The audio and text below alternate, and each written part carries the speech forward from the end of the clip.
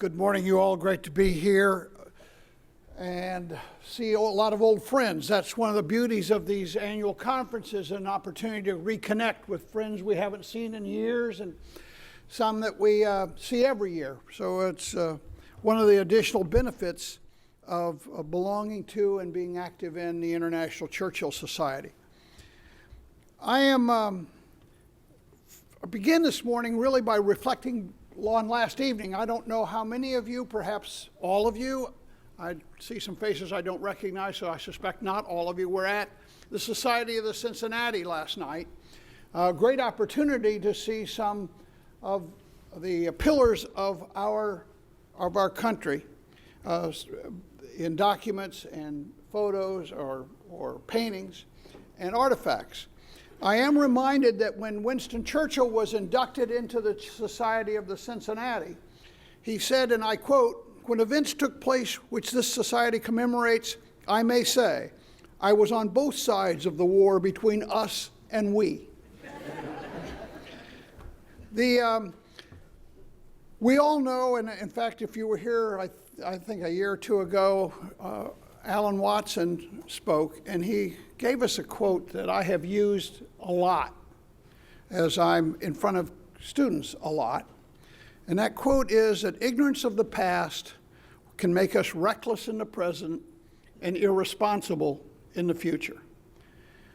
Churchill himself once said, the further you can look back, the further you can see forward.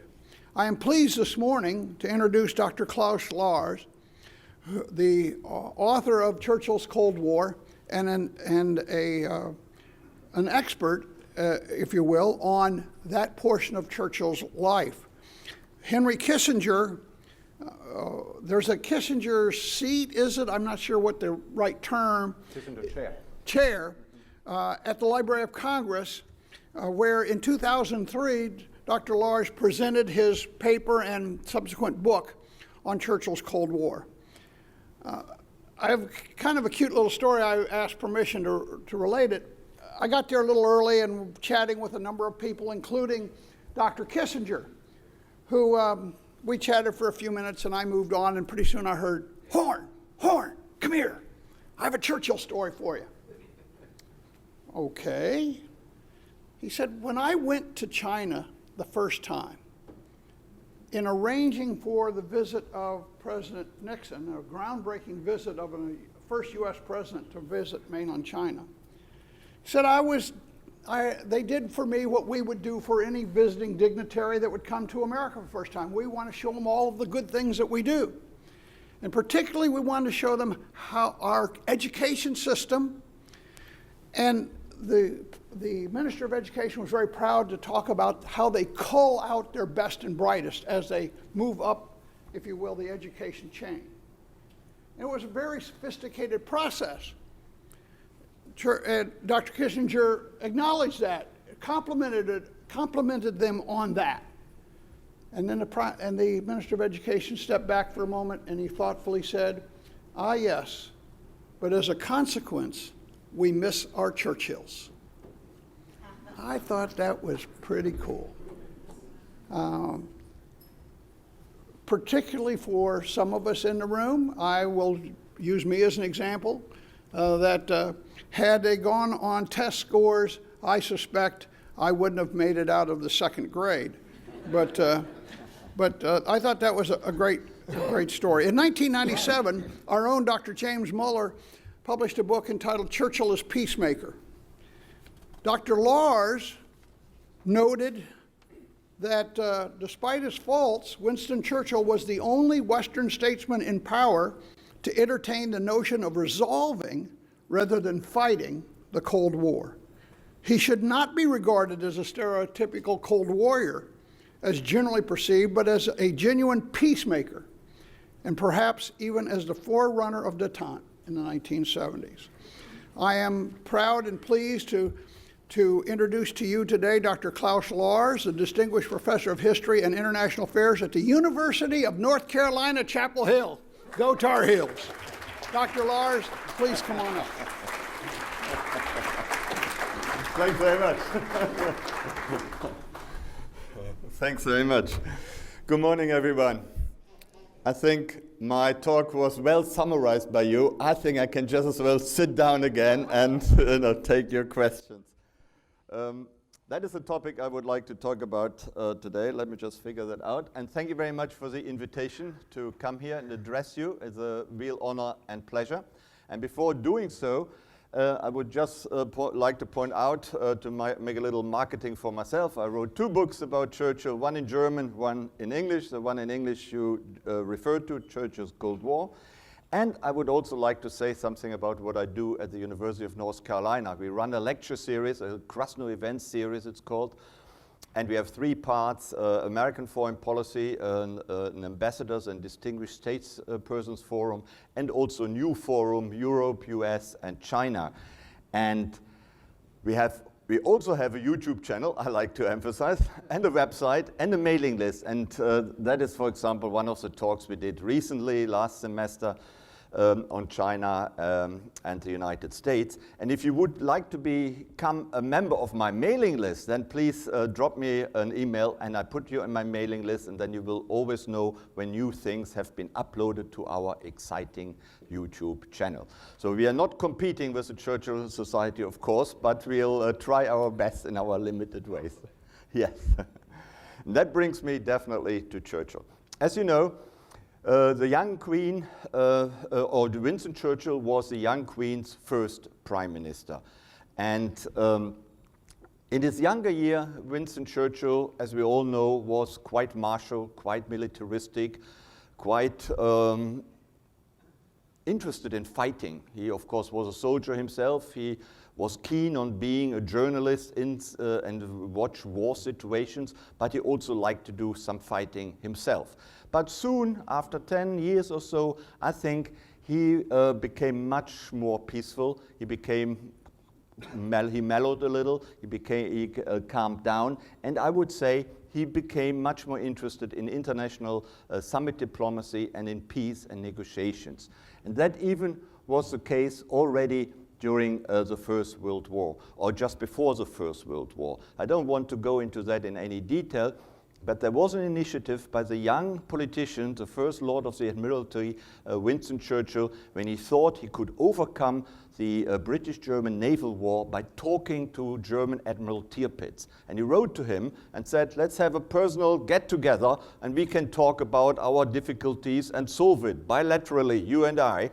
And Foreign Secretary Grey and Prime Minister Asquith were not that impressed by the young politician's initiative, but they kept an open mind. But when no response from Tirpitz, from Germany, came, the matter died, and Grey said to Churchill, let it drop. But I think that was an early indication that Churchill saw what was coming, what dreadful events were coming, and that he believed in himself so much that he thought he himself, even as a very young politician, can sort it out by personal summit diplomacy. And that was almost indicative also of his career during the Second World War. Of course, he's most famous as World War II leader, but we also know him not just because of his war strategy and the battles he fought for his country, but also because of his summit diplomacy. Well known is the Tehran Conference, of course, and his bilateral diplomacy with first Roosevelt and then Stalin. And Churchill, as you know, was very proud of being the only one until Tehran who was actually in direct personal contact with both Stalin and Roosevelt. And he was quite jealous of that position and didn't really like Roosevelt to get together with Stalin at Tehran and then also become part of that bilateral diplomacy. And he resented it very much when Roosevelt refused to meet with him before Tehran, because Roosevelt claimed that would mean we are ganging up, or I'm ganging up with you against Stalin. And he didn't want to do that. And then, of course, in 1945, his summit diplomacy kind of climaxed at the Yalta Conference, at the Potsdam Conference. But what I want to say, Churchill, by the time of the Second World War, had clearly become convinced of the value of personal summit diplomacy and the value of international summit diplomacy. And that continued after the Second World War. And that is, of course, what I'm focusing on today mostly. That is the post-1945 years, when Churchill was, for the first 6 years, leader of the opposition, out of office, and then prime minister again between 51 and 55. And that, of course, corresponded with the unfolding early years of the Cold War.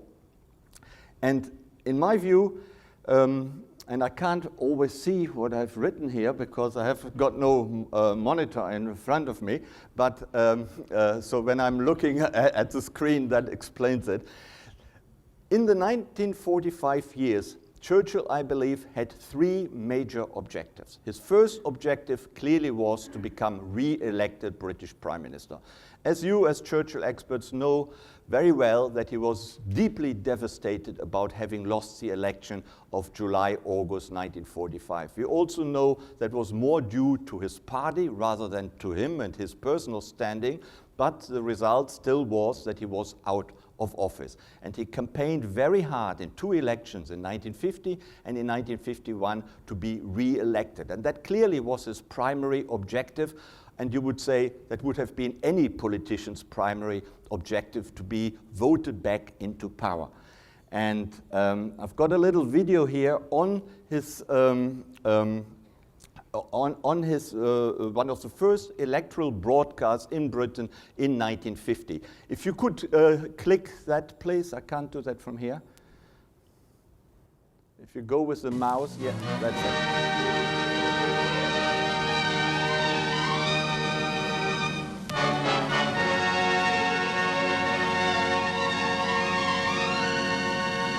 Ladies and gentlemen, permit me, please, to claim your attention for a moment. It can only be a moment, for of course, in this, as in most other things, we are all on the ration. The vote you will give on February the 23rd is of profound importance to your future. Your homes and families and our country are all involved. The choice is plain.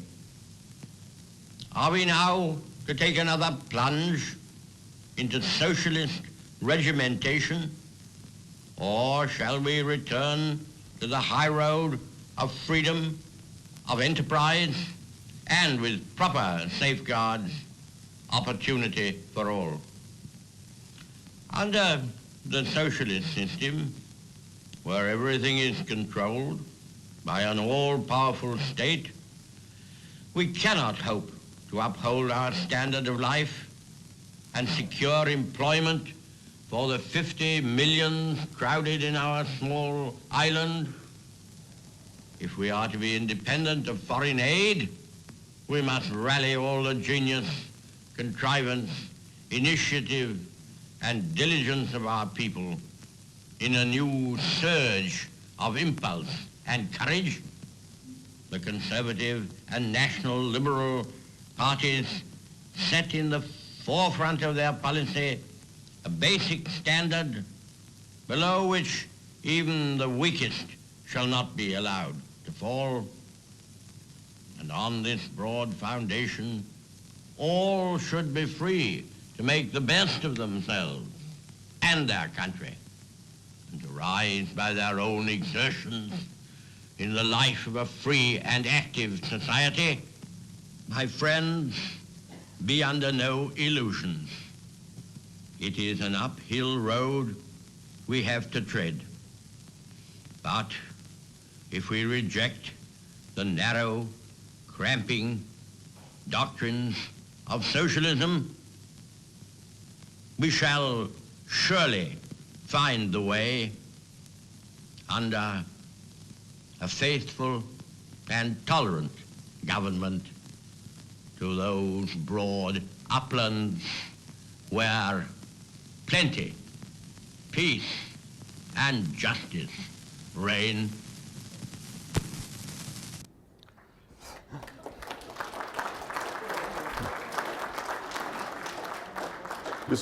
That was in 1950, but despite all his efforts, as we can see, he lost that election. He only narrowly won the 1951 election, and he came back with a majority of 17 seats. Of course, at the time, that was regarded as a very narrow majority. When we look at the British Parliament today, we would say 17 seats is a huge majority. His second ambition during the opposition years in particular was to do something about the continent of Europe, particularly about a rapprochement between France and Germany. And Churchill was possibly one of the first politicians who learned from the Versailles Peace Treaty and from the outcome of the First World War. Instead of isolating Germany again, keeping it marginalized as had been done after Versailles, Churchill advocated to bring Germany back into the community of nations. How do you do that? By overcoming that long-standing enmity between France and Germany. Therefore, Europe Unite, the title of a broadcast he made in 1948 about the Hague Peace Conference, the Hague European Conference in Holland, that was his idea how to safeguard the European continent from a third world war. And I've also got a little video here, but I have to say, and it was much misunderstood at the time, that Churchill was in favor of a united Europe, but he did not see Britain as part of that united Europe. He believed Britain was on the same level as the United States and the Soviet Union, which of course was highly illusionary even at that stage, but that was what he believed. And therefore, Britain could not really go, so to speak, into bed with the destroyed European countries. But for the continent to unite and for France and Germany to overcome the enmity by means of the European integration process, he was strongly in favor of. And he became one of the fathers of a united Europe, and that is recognized in this little clip here, please.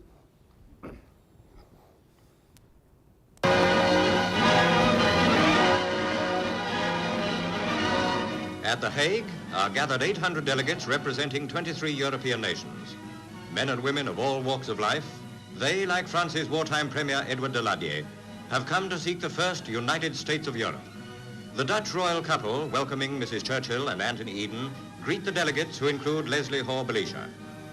Not sponsored by any one government, yet willed by every nation, the Hague meeting seems to the people of Europe another groping but positive step for peace. Winston Churchill, in his role as world statesman, presides over the inaugural session. Party politics are thrust into the background as the man who gave Europe back its freedom receives the acclaim of its representatives. In the countries around them, the Hague delegates see other hopeful signs for a united Europe. The five-power alliance signed at Brussels last month. Above all, the economic cooperation created by the Marshall Plan nations. As France's ex-socialist Premier Ramadier addresses the conference, it becomes clear that this movement is one that transcends all parties and all frontiers. In this medieval Hall of Knights, Belgium's ex-Premier Van Zeeland addresses the delegates. As he speaks, the plan for the continent's federation becomes brighter. Pour lequel tant d'hommes, tant d'Européens et tant d'autres, en pleine conscience, mais aussi en toute confiance, ont fait le sacrifice de leur vie.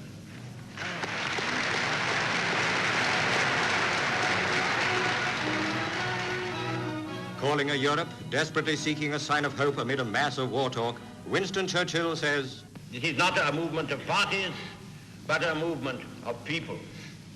It must be all for all. Europe can only be united by the heartfelt wish and vehement expression of the great majority of all the peoples in all the parties, in all the freedom-loving countries, no matter where they dwell or how they vote. We cannot aim at anything less than the union of Europe as a whole, and we look forward with confidence to the day when that union will be achieved."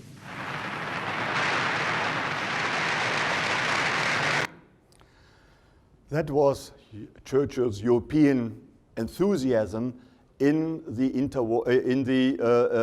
years as leader of the opposition. And his enthusiasm was genuine. It was much informed actually by the advice he received from Duncan Sandys, who actually wrote many of his pro-European speeches in Zurich, The Hague, and later. But once he got back into office in 1951, he really did not push for a united Europe anymore. He lost total interest. So one can also cynically say Churchill had also jumped on the bandwagon in the opposition years, in the early Cold War years, because he knew the European topic was a topic which created international attention, and he wanted to be part of it. After 1951, there was hardly anything which he said in favor of a united Europe. At that time, he focused on grander ideas, and this grand idea was the third point I highlight there in red and yellow. That is, he wanted to overcome the Cold War. He wanted to go down in history, not just as a successful war premier, but also as an international peacemaker. And that was what probably his most important initiative was, seen from his own point of view. He wanted to go down in history as a peacemaker, as the one who overcame the Cold War. And and he was generally afraid that there might otherwise be a third world war. He feared the danger, the threat of nuclear weapons. He was horrified by Hiroshima and Nagasaki. And he also didn't really trust the Americans. Churchill was, of course, had a lot of respect, a lot of warm feelings towards the United States, but he also was suspicious that the United States didn't quite know what to do with its mighty power, and that they were perhaps a little irresponsible, that it needed the wise advice from the British to keep them on the right track. So he believed you cannot rely on the United States doing the right thing, and he thought it was the best idea to come up with solutions of how to overcome the Cold War. At the same time, he was of course deeply worried by what was happening in Eastern Europe. He was worried by Soviet aggression, as it was seen at the time, particularly by Stalin's increasingly paranoid rule in the Soviet Union. And well known is, of course, his speech in Fulton, Missouri, the so-called Iron Curtain speech.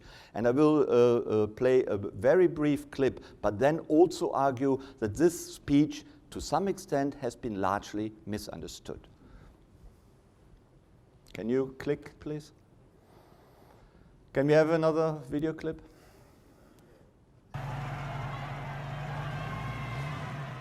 In the spring of 1946, Winston Churchill traveled to the United States.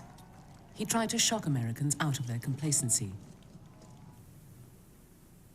In a speech at Fulton, Missouri, carried on radio, he warned them how the Soviets were acting in Europe. From Stettin in the Baltic to Trieste in the Adriatic, an iron curtain has descended across the continent. Behind that line lie all the capitals of the ancient states of Central and Eastern Europe. Warsaw, Berlin, Prague, Budapest. All these famous cities and the populations around them lie in what I must call the Soviet sphere. Churchill's vivid picture of a continent divided by an iron curtain helped change the public mood. Khrushchev in the Soviet Union called the Iron Curtain speech the onset of the Cold War, the opening shot in the Cold War. But when you look at the Iron Curtain speech, you also find these text passages which I've put on the screen, where Churchill talks about achieving a settlement with the Soviet Union, achieving a deal with the Soviet Union, trying to overcome enmity and achieving a peaceful settlement. And I think that is an important part of the Iron Curtain speech, which has been largely overlooked in the literature or downplayed in the literature, to put it that way. And I actually recently published an article on the Iron Curtain speech, and it may have been photocopied and it's available outside in some copies at least.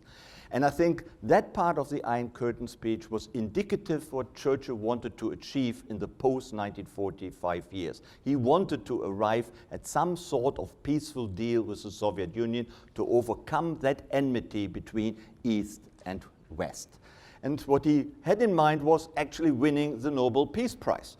And when in 1953 an assistant stormed into his office and said, Prime Minister, I've just heard from Stockholm. I think there's a rumor that you might have gotten the Nobel Prize. Churchill got all excited and thought, really, and beamed. And then the assistant told him, well, it's a Nobel Literature Prize. He was totally deflated. You know. He did not want the Literature Prize, which he, of course, got for his war memoirs. He wanted to have the Nobel Peace Prize, which he never obtained. But that was one of the ambitions he had with his initiative, because he believed he deserved it. That was a global initiative which would change the world for the better.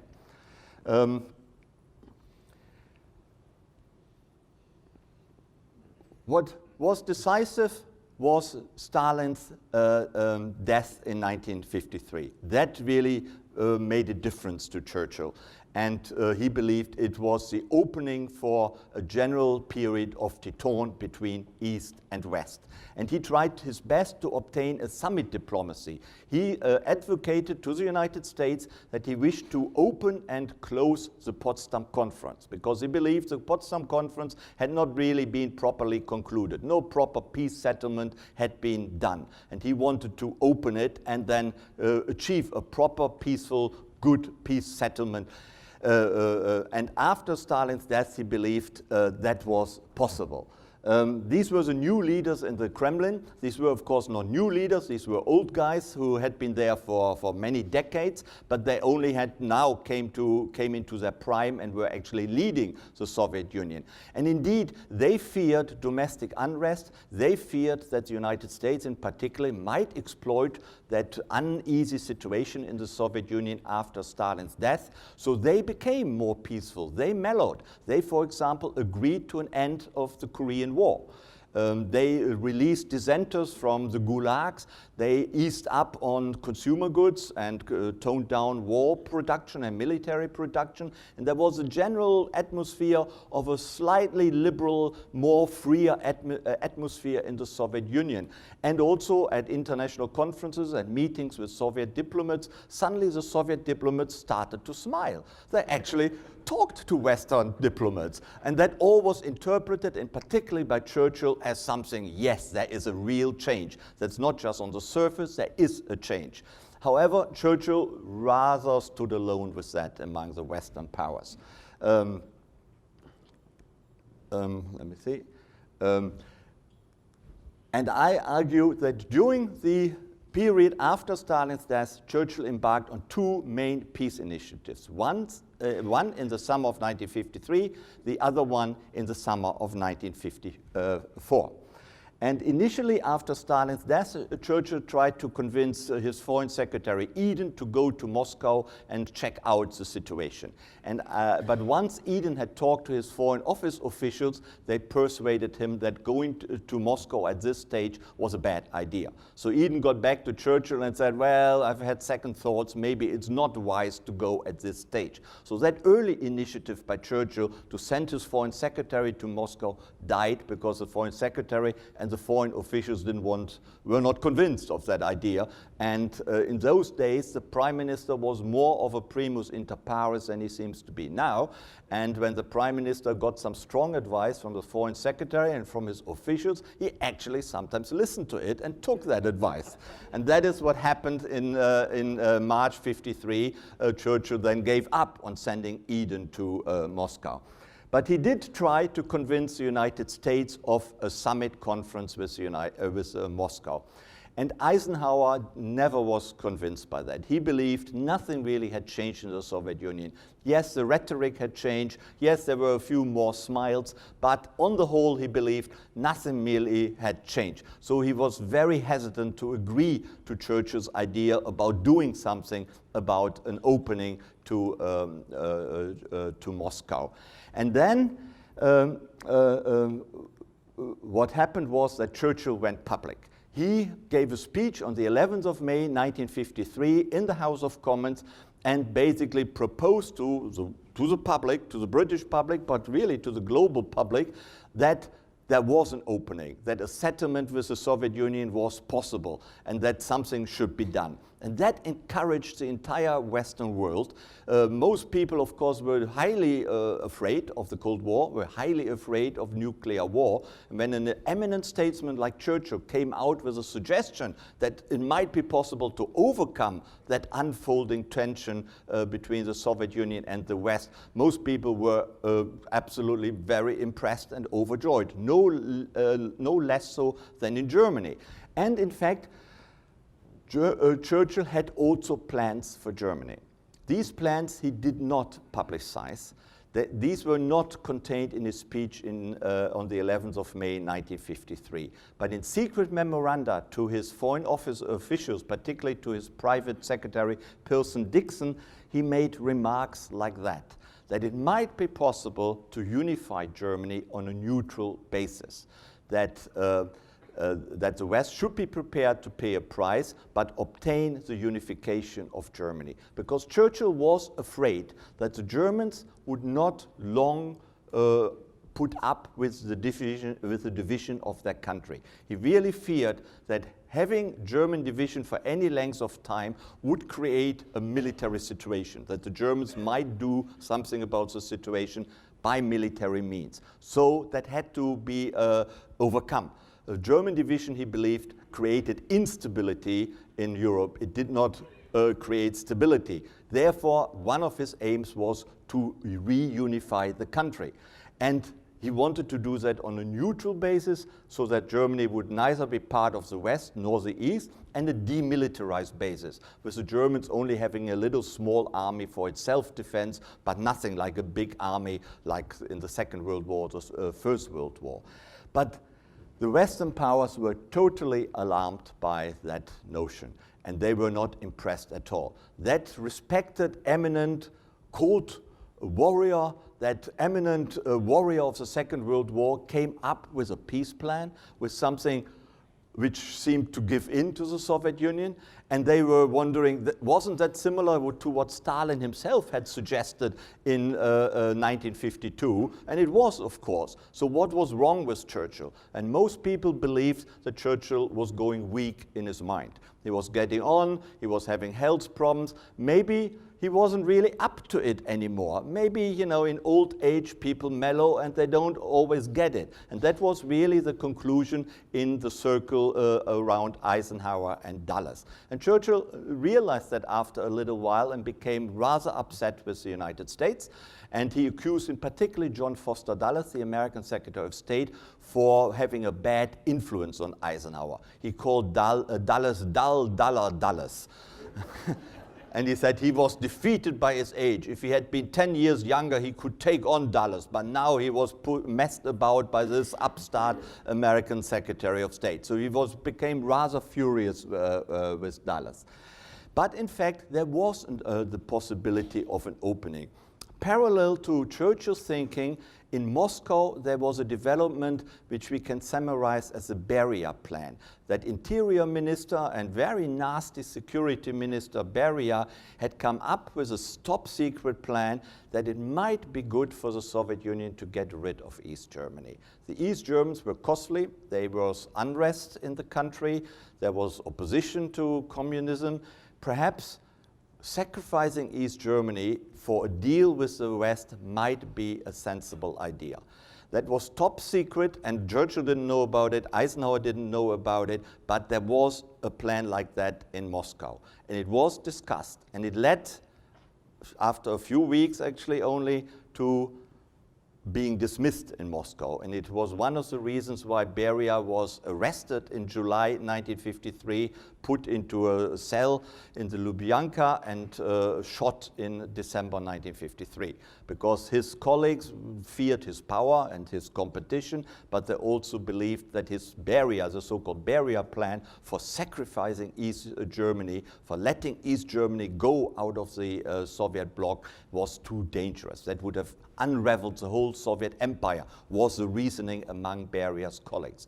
But what we can conclude, that Churchill's initiative after Stalin's death was imaginative, tried to overcome the Cold War, did not just think in terms of continuing the Cold War, and that there was something parallel happening in the Soviet Union, which Churchill, of course, didn't know, but it was a lucky, if you know what I mean, could have been a lucky coincidence. But it didn't happen because there was such strong opposition in the Western world to Churchill's plan that Churchill did not make much progress. What he did manage in June 1953 was to convince Eisenhower to meet at a Western conference in Bermuda, just to talk things over. Before that Bermuda conference could be convened, the uprising in East Germany happened, the so-called workers' uprising, the first anti-Soviet uprising in East Germany in June 1953. And of course, how can you negotiate now, as Churchill suggested, with the Soviet leadership if the Soviets sent in tanks to clamp down on that uprising? That effectively meant the end of Churchill's plans because no American statesman would have agreed to negotiating with the Soviet Union after the Soviet Union had used tanks to kill protesters in East Germany. At the same, or a week later, Churchill suffered a stroke, and he was out of action for several months until October effectively. And of course that also undermined his ability to do something about his plan. While he was lying at the Bermuda Conference had to be postponed because he was sick, and he was lying in bed in England, and all the opposition to his plans, both within the Foreign Office in London, but also in Washington and even in Bonn, they came together and made sure that Churchill's plan of an international summit conference with the Soviet Union was really not realized. Instead, they called for a foreign ministers' conference with the Soviet Union, but they agreed beforehand that that conference would fail. That was not a serious conference. That was, as Trump would say today, a fake conference. But then he recovered by October 1953, and Churchill managed to get Eisenhower's agreement to have the Bermuda Conference after all in December 1953. And perhaps we can show that clip as well, please.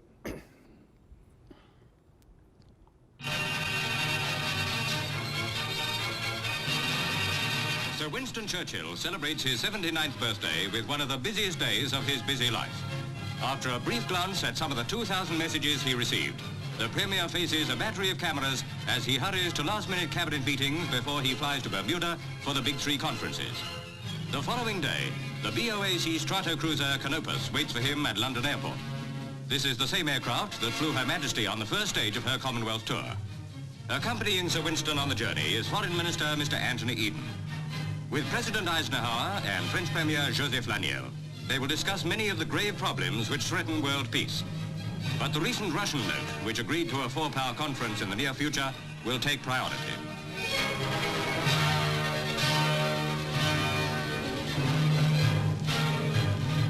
The goodwill of all in Britain goes with the Premier and Mr. Eden as they begin their journey to Bermuda, and we send special good luck to Sir Winston, a very great and grand old man, now in his 80th year.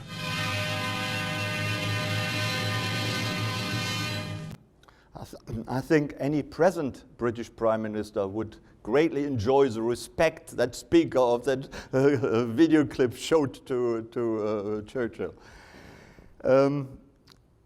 Sorry, what did I do here?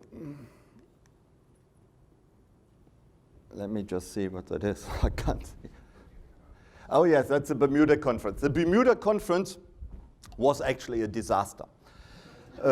It was Churchill's last international conference, but it turned out really to be rather chaotic. Anthony Eden wrote back to his wife, and I looked at his letters to his wife and said, "It's a chaotic conference. It's a circus. Please make me retire before I'm 80, he said.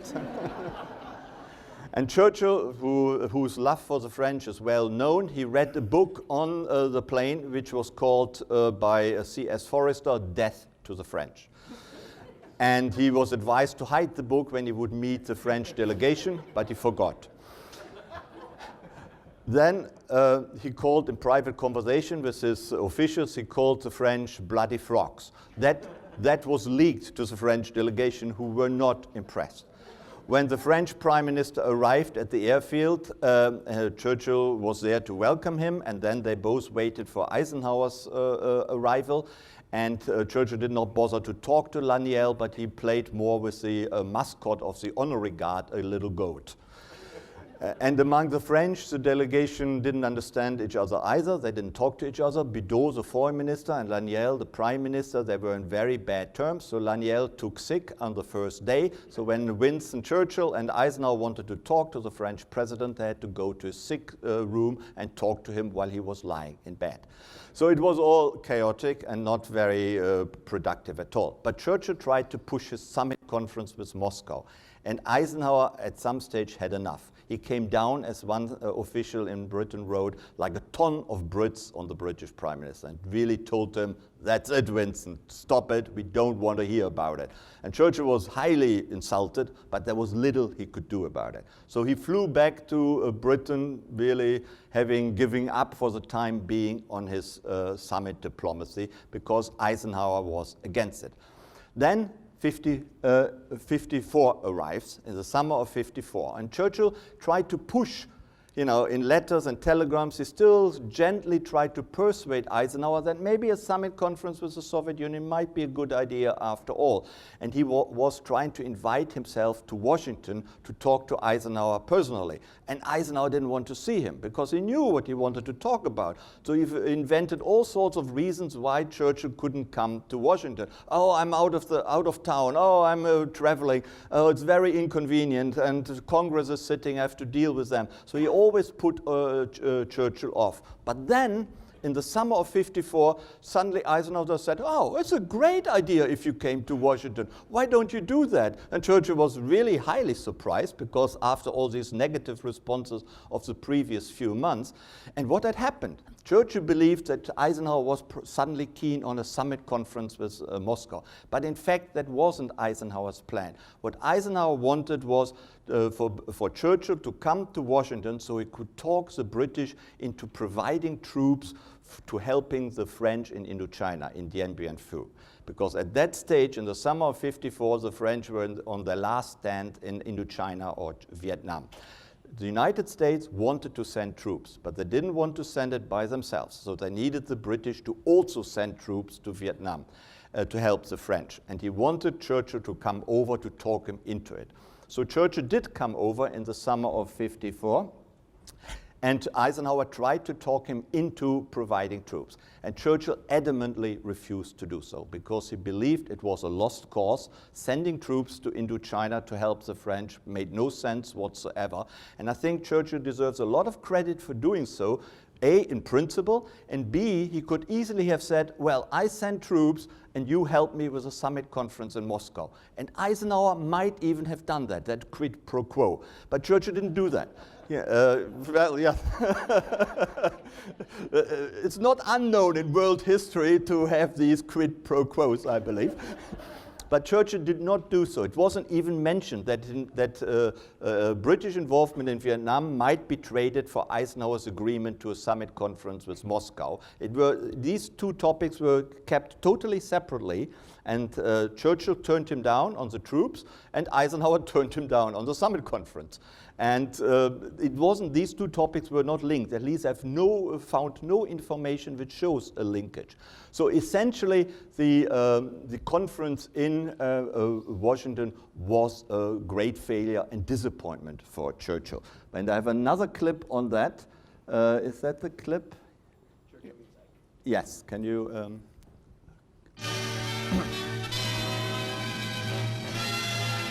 Sir Winston Churchill and Foreign Secretary Anthony Eden arrive at Matt's terminal in Washington. Hundreds have gathered to wish them well during their stay in the capital. First to greet the Prime Minister is Mr. Richard Nixon, the Vice President.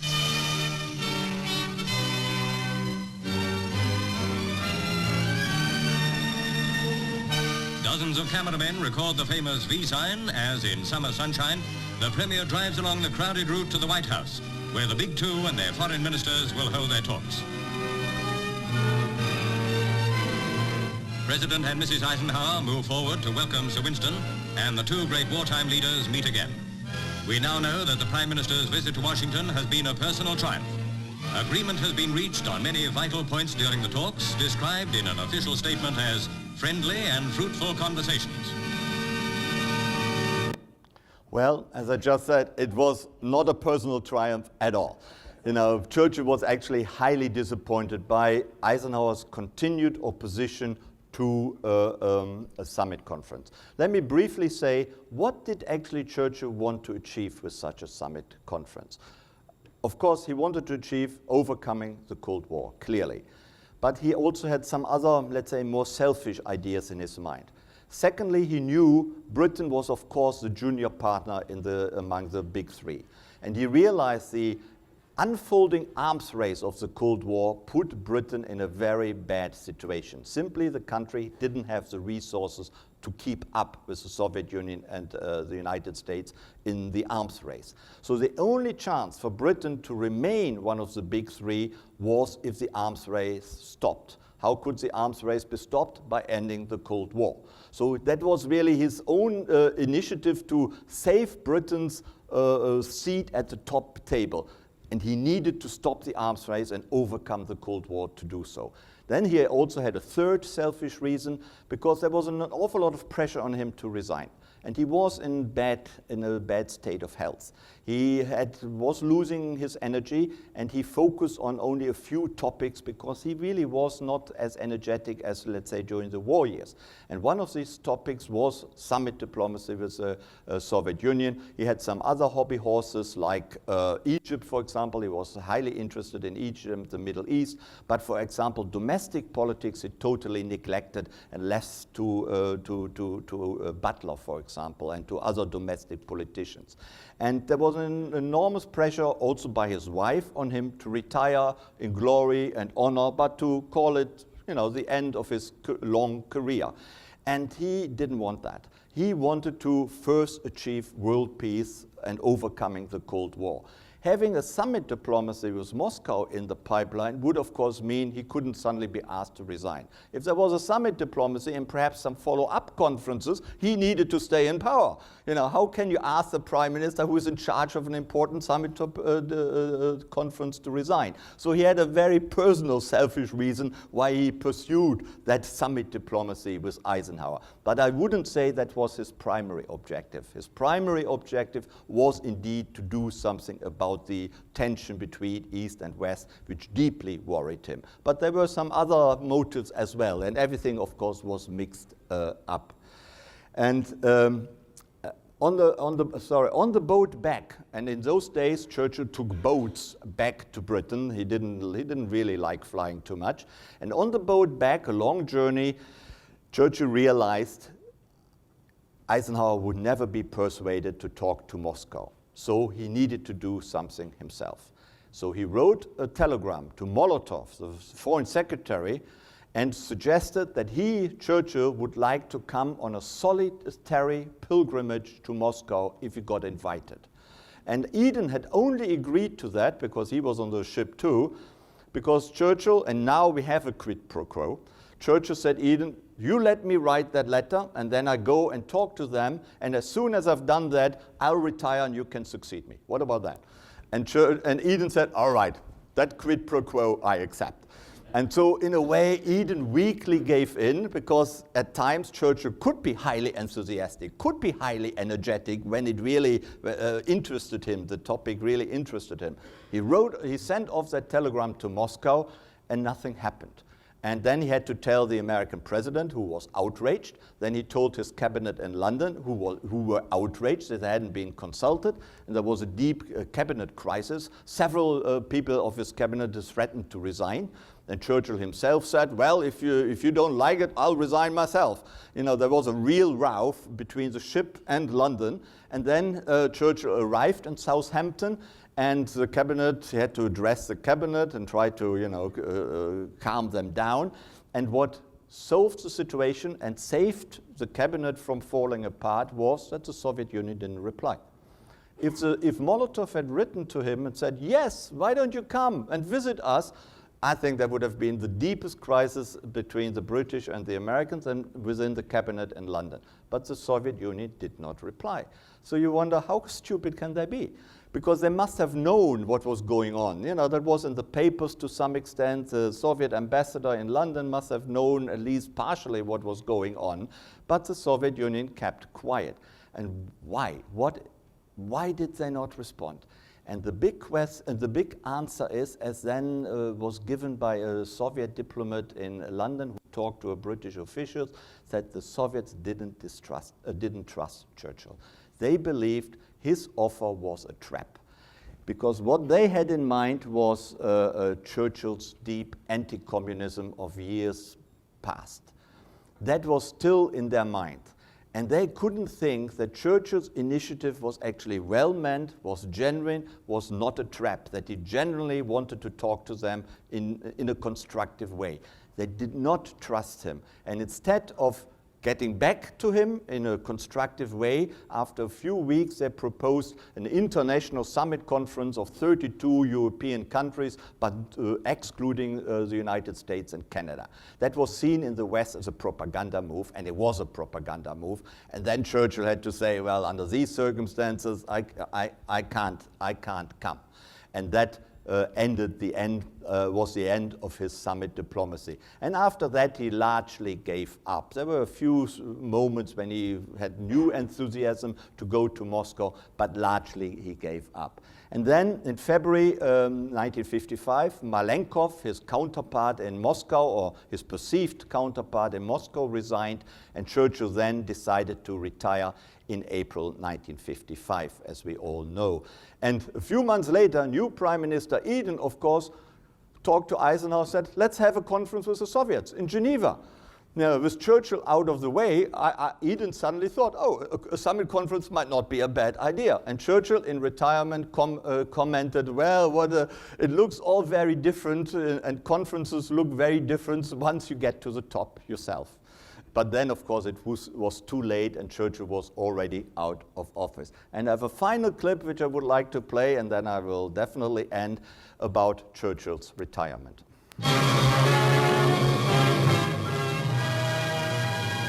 On April the 4th, an epoch in British history ended with the resignation of Sir Winston Churchill as Prime Minister. That morning, crowds gathered in Downing Street to try to catch a glimpse of the great Englishman. For the last time, the cabinet is summoned by the man who had led us to victory in the war.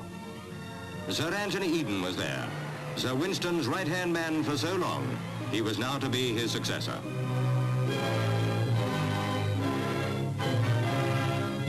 Colleagues he had inspired in office came to take their farewells. Some had not been born when he first entered Parliament. Many were in swaddling clothes when he first became a cabinet minister. The crowd watches the ministers leave, sad-faced at the parting. It is 15 years since Sir Winston first came to number 10. Now he relinquishes the role of Her Majesty's First Minister.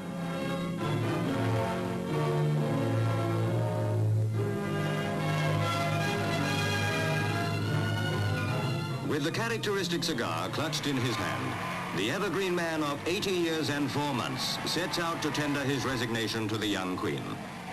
The man who in 1940 had said that he had nothing to offer but blood, toil, tears and sweat, has paid his part of the bargain in full.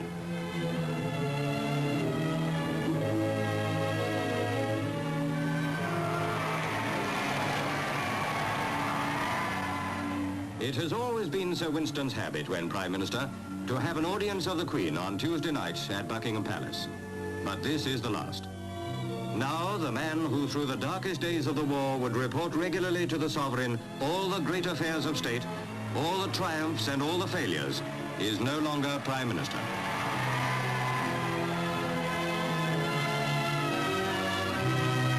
The night before, he had been host to the Queen and the Duke of Edinburgh at number 10 Downing Street. He wears the sash of the Garter. When he was made a Knight of the Order in 1953, he became only the 6th commoner this century to be so honored. King George VI had offered it to him in 1945, but he had then asked leave to decline it.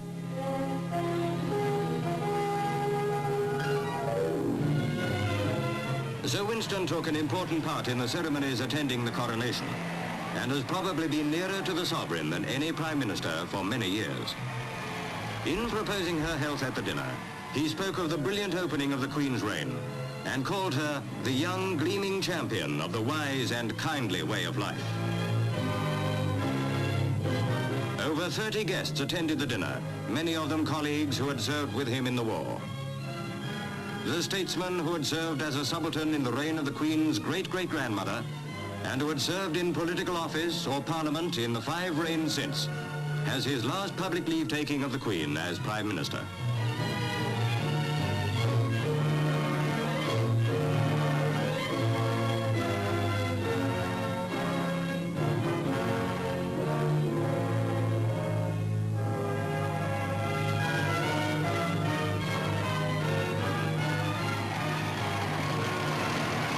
And so into a well-earned retirement goes this great Englishman, a man whose deeds and words will live as long as the English tongue is spoken, honored alike by political opponents as he is by his political colleagues. And now upon the shoulders of Sir Anthony falls the role of the Queen's First Minister. Long versed in the affairs of state, we wish him well in the heavy tasks that lie ahead. In conclusion, I would like to say that Churchill's initiative in 53, above all, but also then to some extent in 54, were imaginative, were constructive, were thinking beyond the box, definitely, but at the same time, within the context of the times, they were also a little unrealistic, particularly in view of the opposition in the White House. And he believed that his good friendship, his good relations with Eisenhower would make a difference, but in the end, Eisenhower was much too hard-nosed to take personal relations into account when looking at American foreign policy. So, in a way, Churchill, of course, failed with the summit initiative. He did not become the man who overcame the Cold War and who ended East-West tension. But he was one of the very few people, as was said at the beginning, and certainly the most prominent one, who actually, at that time, were thinking about overcoming the Cold War at a relatively early stage. As we all know, only really in the 1970s and then above all in the 1980s, that attempt to overcome the Cold War was made. And Churchill tried in 1953, a lot earlier. And Eisenhower or Adenauer in Bonn or the French or anyone else did not even consider that, did not even think that far, while Churchill already did. And I think he has to be given credit for that. And in 1984, where's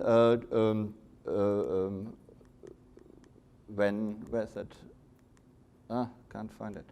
Can't find it. There's a slide where George Shultz, Foreign Secretary under Ronald Reagan, prepared for negotiations with the Soviet Union, which then, of course, led to the end of the Cold War. He quoted Churchill. He said, well, already Churchill said that jaw is better than war, and he said, Churchill said in his May 1953 speech, it is no point to settle everything. Let's try to settle some things, to settle some aspects, and not be over-ambitious to achieve an overall settlement. And I think that George Shultz in 1984 came back to what Churchill said in 1953, in a way confirms what I said, that Churchill's initiative in 53, 54 was constructive and forward-looking. Thank you very much.